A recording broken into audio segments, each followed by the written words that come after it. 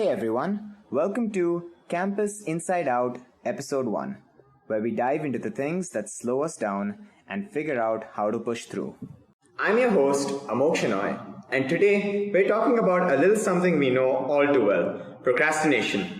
You know what I mean, right? You've got that big deadline, but somehow watching random YouTube videos or scrolling through Instagram seems way more appealing. Ever been there? Because today, we're digging into why we procrastinate and more importantly, how we can stop it.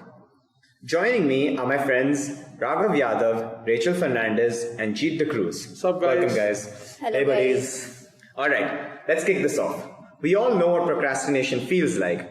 But Raghav, as a student, what do you think is going on in our heads when we procrastinate?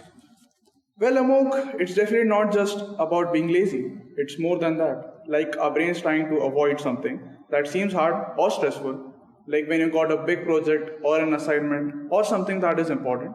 Your brain's like, I'll not do this. Let's do something easier that feels good right now.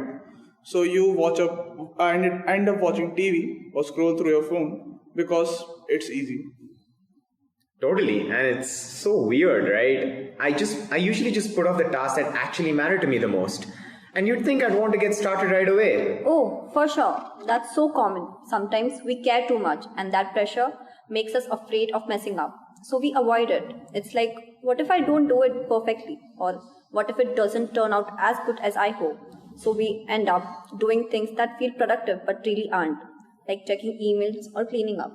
That's me all the way. I spend way too much time scrolling through my phone instead of starting anything important. Yeah, I totally agree. And then we convince ourselves, like, I need to clean my desk first to focus, right? But in reality, it's just us avoiding the hard stuff. Okay, so procrastination isn't about being lazy, it's more about how we feel about the task. Raghav, you mentioned our brains, but why do we keep doing it even when we know it's not helping us? Amok, because procrastination is a way to cope to avoid negative feelings. Like when you sit down to do something important, it makes you feel anxious or overwhelmed. Our brain don't like those feelings. So they find something easier that feels good right away. Like texting a friend, watching a video. It's all about escaping those uncomfortable feelings. Exactly, Raghav. And perfectionism can totally make it worse. Some people get stuck because they want everything to be perfect. So they avoid starting because they are afraid it won't turn out right. I've done that so many times with my assignments, like pushing them off until the last minute. And then I'm stuck pulling an all-nighter. Oh man, I've been there too. Waiting until the last second and then stressing out, it's just the worst. Yep, Amok, sometimes the task just feels so huge that you don't even know where to start from, so you freeze. It's like standing at the bottom of a mountain and feeling too overwhelmed to take the first step. That's such a good point. When you focus on the whole mountain, it's so easy to get stuck. And then, of course, there's all the distractions like social media and Netflix. It's just so tough to stay focused when everything just seems to be pulling at your attention. Totally. Our brain loves quick rewards, and these days distractions are everywhere, just a click away. It's so much easier to get lost in something fun than to sit down and focus. Yeah, distractions are brutal. Let's get personal for a second. Raghav, what's one thing you struggle with when it comes to procrastination? Amok, for me, it's going to the gym. I know I need to work out. I know it's good for me. But when the time comes, I find 100 other things to do. It's like a constant war between knowing what's good for me and what I want to do and is comfortable. Same here, Raghav, except for me, it's studying for exams. I always tell myself I'll start early, but I end up waiting until the last minute every single time because the thought of starting feels too overwhelming. Oh, I'm the same with writing assignments.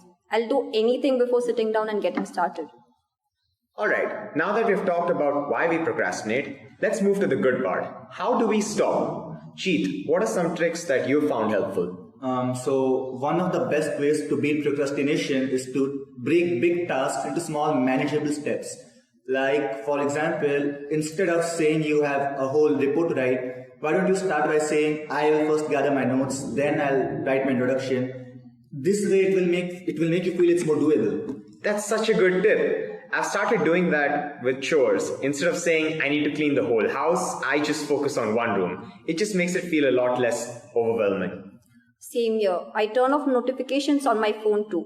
It's amazing how just a little ping can throw off your whole focus. That's a great idea, Rachel. Accountability is huge. I'm a fan of time blocking as well.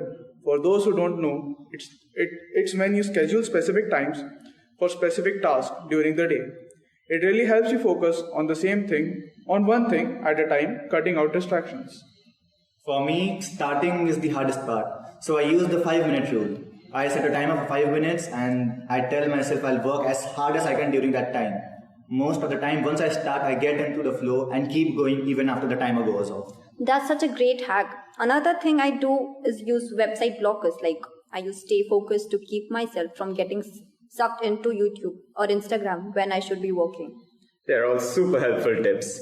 To sum it up, procrastination happens because we prioritize short-term comfort over the long-term goals.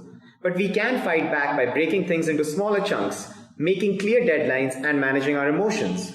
Totally, Amog. It's not about completely eliminating procrastination. It's about being aware of it and managing it. Exactly. It's something we can work through, not something we have to feel guilty about. And guys, even if you mess up, don't be too hard on yourself. The key is consistency, not perfection. That's some great advice. Thanks so much for joining us today, guys. And thank you to all of you for listening. Remember, you don't have to wait until tomorrow to start something. You can start right now. Just take that first little step. What a podcast, guys. Amog, completed the assignment. No. I have to start it as well. Yeah, submission was yesterday. Guys.